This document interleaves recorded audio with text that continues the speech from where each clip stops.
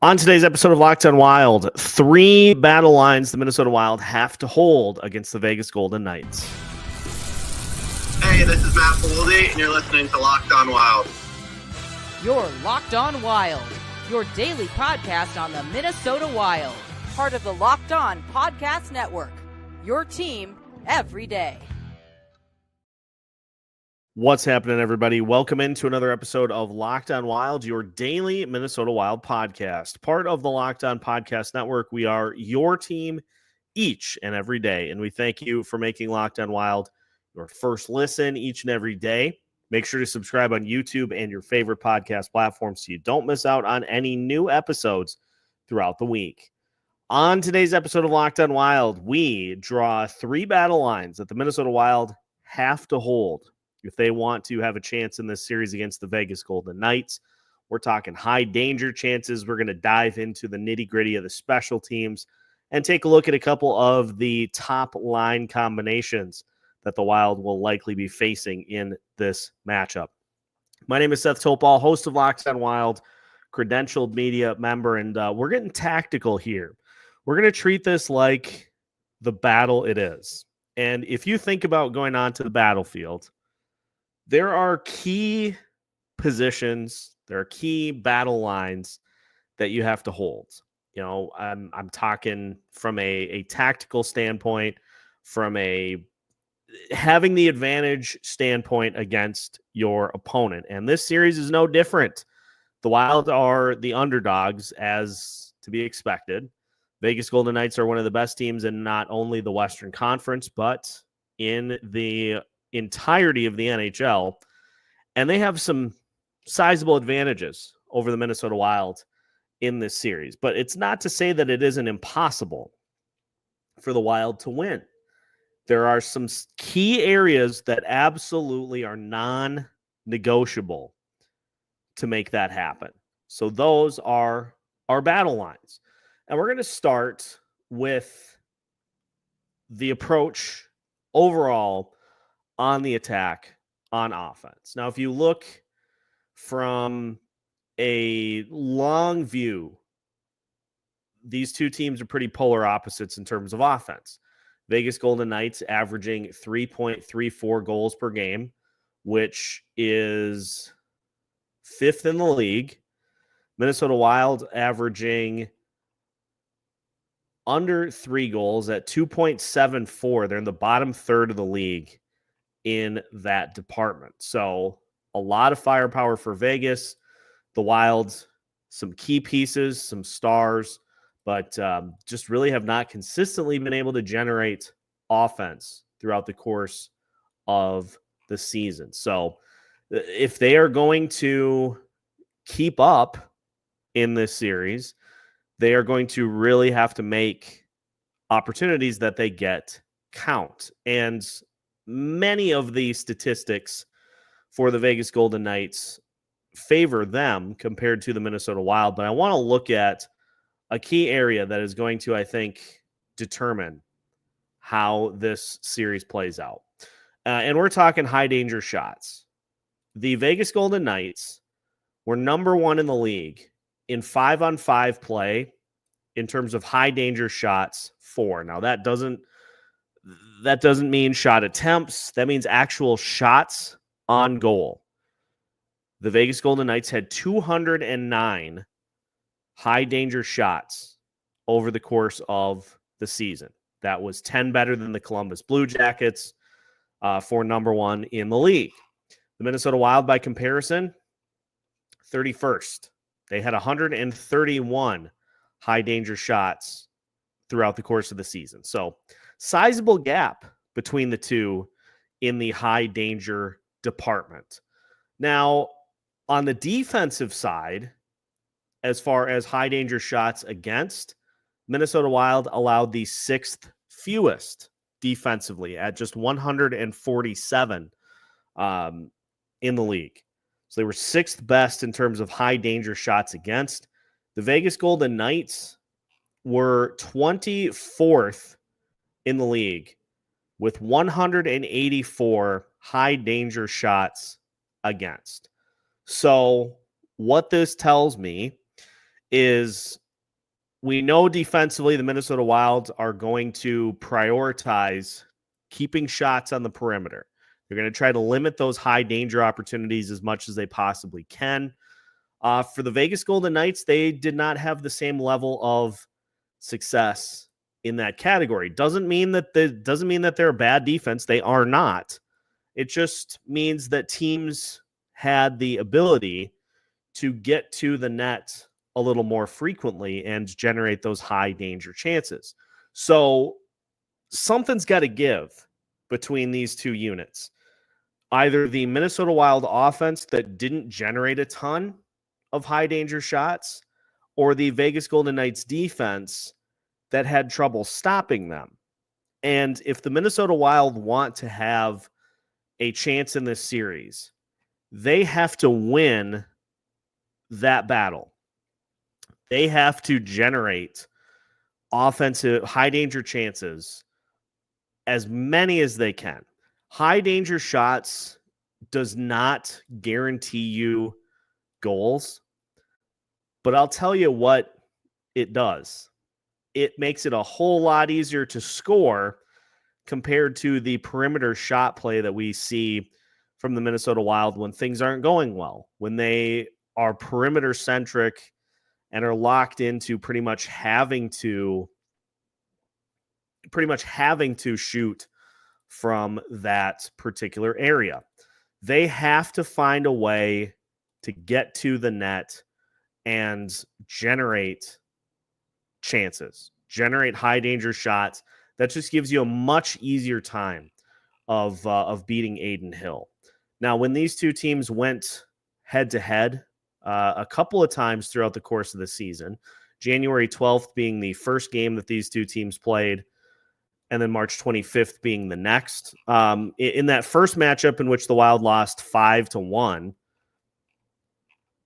the Vegas Golden Knights had an expected goals against of 4.9. They had 55 unblocked shot attempts. They had 14 medium danger and 7 high danger. 7 high danger in one game is pretty darn good. And they also they had a high danger goal in that first matchup of the season. The Minnesota Wild, by extension, 1.34 expected goals. They had 28 unblocked shot attempts, 23 low danger, 5 medium danger, 0 high danger attempts. And they lost that game by a score of 4-1. So that is, that is kind of what these games will probably look like if the Minnesota Wild cannot consistently generate high danger chances to give them an easier shot at scoring some goals. In the second matchup, the Wild lost by a score of 5-1. It was pretty much the same story. The Vegas Golden Knights generated 2.87 expected goals. So a lower number in that game, but 43 unblocked shot attempts. They had 31 low danger, 9 medium danger, and 3 high danger. So the Wild did a better job of defending the high danger chances in that second game. Still gave up a high danger goal and 9 medium danger chances as well. On offense, the Wild generated 1.92 expected goals. They had 36 unblocked shot attempts, 26 low danger, 8 medium danger, 2 high danger. So in 2 games against the Vegas Golden Knights in the regular season, the Minnesota Wild generated a total of 2 high danger chances. The Vegas Golden Knights generated 10. And the first matchup of the season, which I just conveniently glossed over, was a 3-2 win for the Vegas Golden Knights. That was on December 15th. And that had a similar story as well. It's going to be a pretty common refrain from me, depending on how these games go. The Vegas Golden Knights in the first game of the season generated a 1.73 expected goals.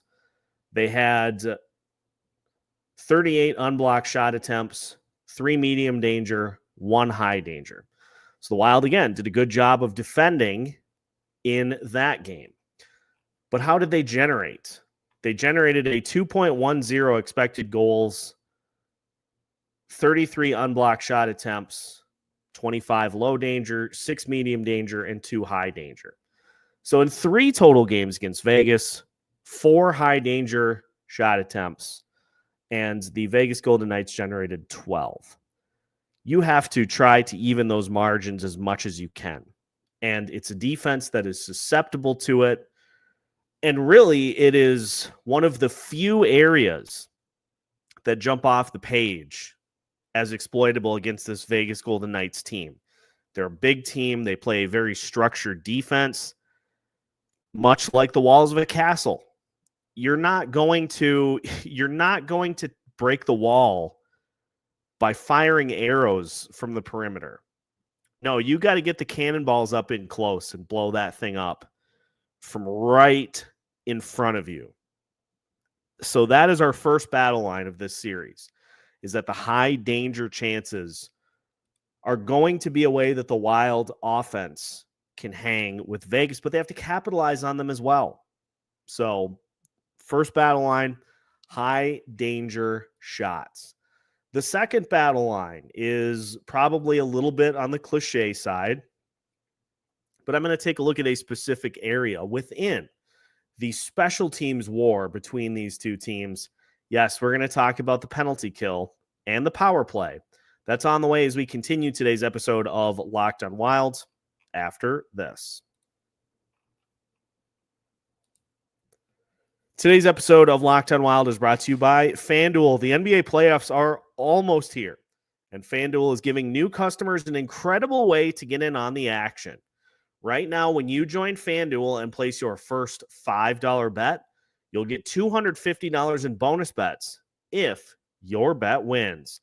The play-in tournament is just about done. We're right about ready for the actual games. The Minnesota Timberwolves taking on the Los Angeles Lakers. So maybe you feel like the Timberwolves are going to steal one in game 1. $5 bet. If it wins, $250 in bonus bets. Easy. And you don't necessarily even have to bet on the game. You can bet while the game is in action. The live betting is second to none with FanDuel, and it makes it the excitement just, it ratchets it up to an entirely new level. So don't miss out. Head to FanDuel.com and claim your $250 in bonus bets today if your first $5 bet wins. Again, that's FanDuel.com. Welcome back to today's episode of Locked on Wild. Once again, we thank you for making Locked on Wild your first listen each and every day. Here's the schedule for the rest of the week. For you tomorrow, we're going to take a look at 3 make-or-break players in this series. Saturday, we will have a Locked on Wild roundtable for you with some regulars from Locked on Wild. Zach, Alex, going to hop in. And we'll talk about some particulars of the series. And then on Sunday, we've got a preview for you with Locked On Vegas Golden Knights, taking a look at every bit of the series ahead of the start, which is Sunday night at 9 o'clock Central Time, Tuesday at 10, Thursday at 8, and the following Saturday at 3. So a lot coming up, and make sure to tune in as we guide you through every bit of the start of this series against the Vegas Golden Knights. So we're talking battle lines here today. And the first line that we drew is the high danger chances. The Wild have to be as close in that department as they can. And that doesn't even, as I said, that doesn't guarantee that you're going to score goals. You still have to finish those opportunities as well. But high danger chances and opportunities give you a much higher percentage chance of coming away with goals. Need goals. You got to score goals in this series. Special teams is line number 2. The Vegas Golden Knights were the second least penalized team in the entire NHL. Second fewest penalized, 463 penalty minutes on the season. The New York Islanders had 4 fewer penalty minutes, and then the Detroit Red Wings at 30th had 90 more on the season. So the Vegas Golden Knights do not go on the penalty kill really at all. In fact, they were on the penalty kill the fewest times in the entire NHL. They didn't go on the power play a ton either. As far as power play opportunities, the Vegas Golden Knights actually second fewest with just 187. 31st in the league in terms of power play opportunities. Now, the Minnesota Wild were 27th with 206, but here's the rub. The Vegas Golden Knights scored 53 power play goals in those 187 opportunities. So their power play percentage was second best in the league at 28.3%, just behind the Vegas Golden Knights, who are at 28.9%. So they don't go to the power play a ton, but they sure capitalize when they get those opportunities. Now, for comparison, the Minnesota Wilds actually were they were in the bottom third as far as penalties go. They were 22nd in the league in terms of penalties taken. 612 penalty minutes for the Minnesota Wild. So the Wilds, compared to where they've been the last few years, way more disciplined this year than they have been the last couple of years. In fact, they managed to shave about 300 penalty minutes off of what they had done the previous few seasons, which actually it's impressive to shave 300 penalty minutes off over the course of a full season. But the Minnesota Wild, their penalty kill is a few percentage points behind Vegas. They're at 72.4% on the penalty kill. Vegas is at 75.7%. So Vegas, a good, not great penalty kill, but it doesn't matter what the percentage is if you don't go on the penalty kill hardly at all. The power play, by comparison, the Minnesota Wild power play was at 20.9%, which would put them at 20th in the league. So the battle line here is taking advantage of opportunities, because we know in the postseason things tend to get a little tighter, and oftentimes the penalties that you draw end up determining the outcome in the game. So you have to take advantage of those opportunities when you get them. The one key area I think that is important in this series for the Minnesota Wild is they have to find a way to close the gap in the faceoff circle. The Vegas Golden Knights as a team won 50.4% of their faceoffs, that's 15th in the league. It's not a high number. It is over 50%. And the Minnesota Wild were 29th in the league at 46.7%. Here's the key spot. The Vegas Golden Knights on the power play, they won faceoffs at a 56.1% clip on the power play. And not that I want to lead anybody down memory lane in these instances, but remember what happened against Dallas and against St. Louis in the postseason. The last couple times the Wild went to the playoffs, and how many times those teams won their faceoffs when they were on the power play and were able to generate quick shot opportunities right off the rush, and the Wild had no answer for it. And it is something that you just have to find a way to win the faceoffs and just disrupt what a team is trying to do. You win a faceoff, you can get a quick clear, and you prevent them from getting set up and being able to start to move things around and very quickly take advantage. A lot of very quick scores against the Minnesota Wild penalty kill over the years. Now, to be fair, the Wild penalty kill has done a much better job over the last 2 months. They have been in the low 80s percentage-wise, so they're taking steps in the right direction.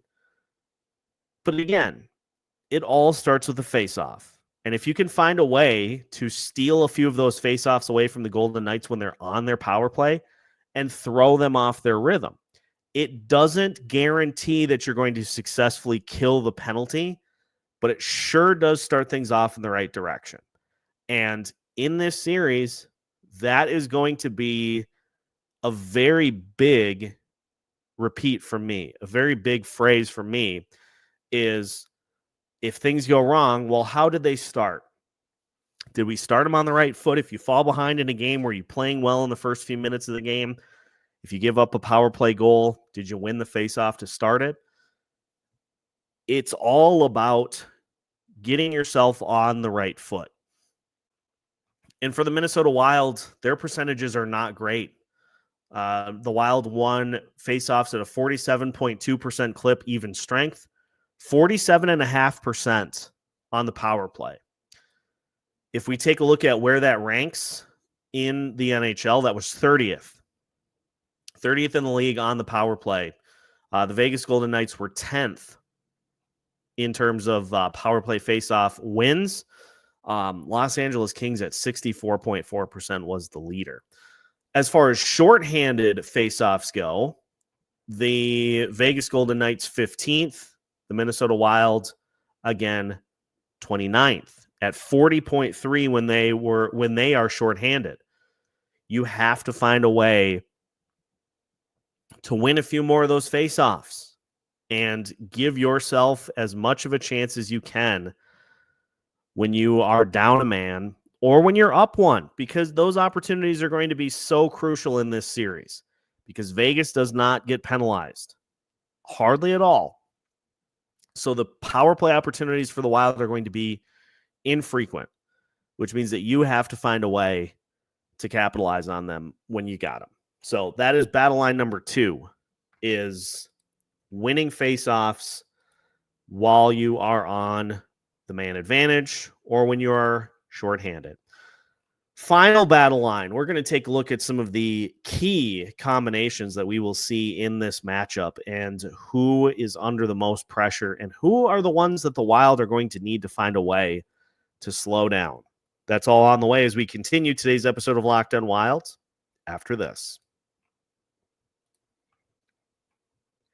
Today's episode of Locked On Wild is brought to you by Amazon Fire TV. Did you know your Fire TV is also an Xbox? Turn any TV into your gaming and entertainment hub with Fire TV Stick 4K devices. No console required. Just grab your paired controller, subscribe, or sign in to Xbox Game Pass Ultimate with EA Play included, and you are ready to play. Dive into hundreds of premium titles, from EA Sports College Football 25 to Call of Duty Black Ops 6 and Avowed, as easily as you stream your favorite TV shows. It's gaming made simple, and it's all on your Fire TV. As somebody who enjoys Xbox Game Pass Ultimate, I can't say enough how great of a service that is. You don't have to go out and buy the newest titles. You can simply rent them and give them a shot and see if you like them, you keep them as long as they're available. And if not, no harm, no foul. But to be able to do that all on your Amazon Fire TV is just an added bonus that you are not going to want to miss. So head to Amazon.com/Fire TV Locked On to get started.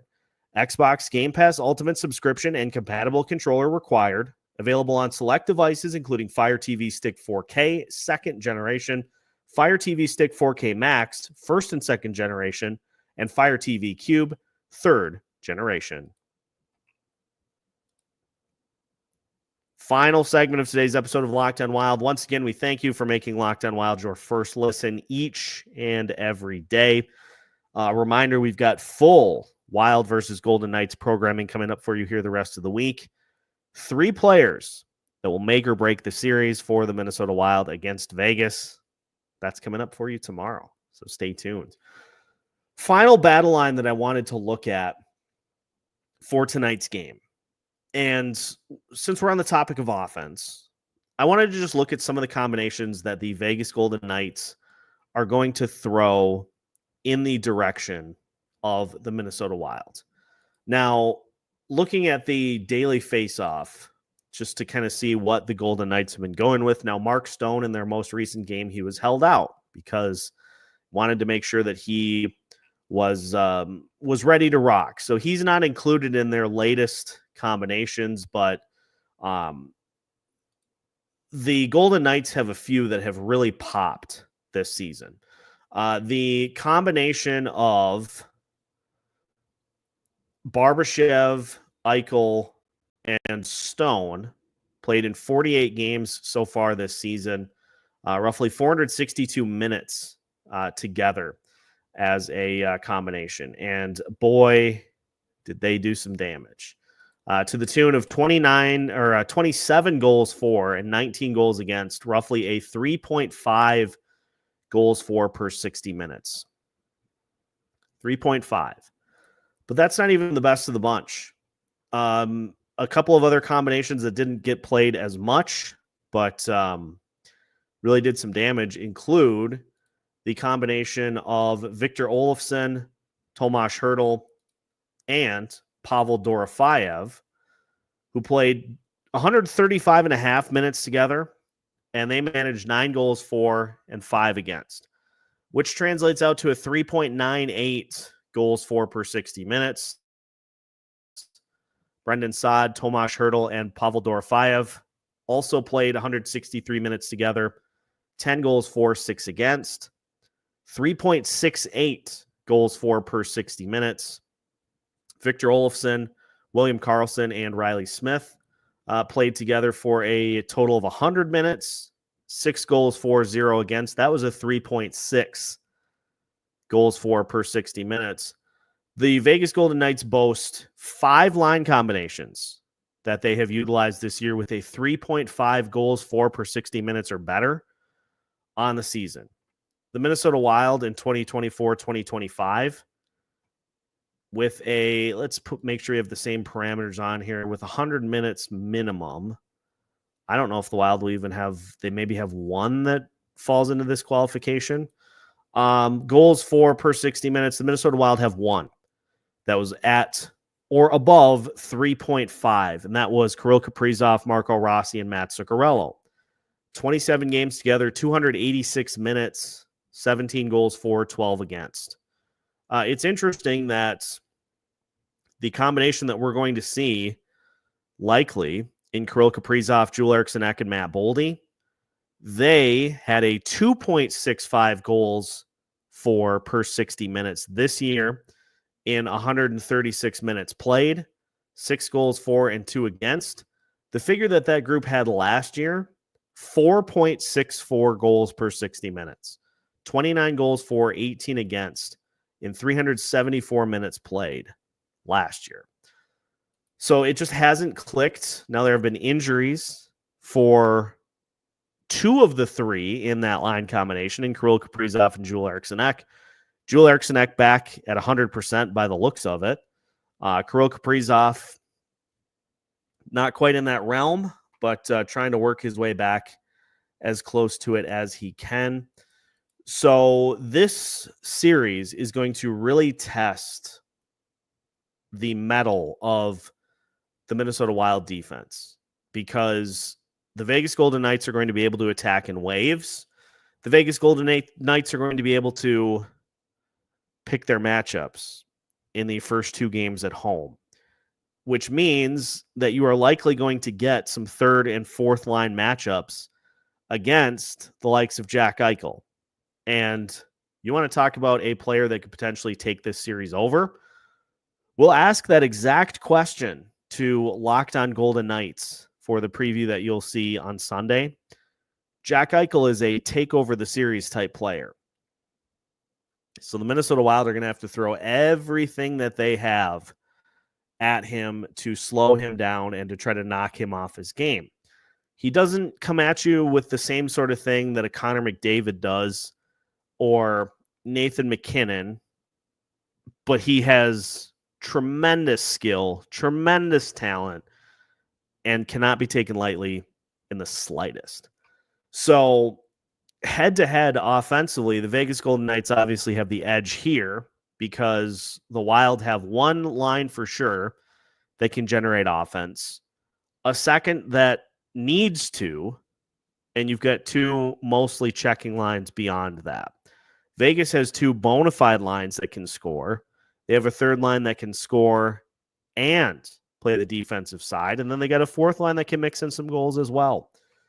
So defensively, pressure's on the Minnesota Wild to hold up their end of the bargain and to try to slow down this Vegas Golden Knights offense.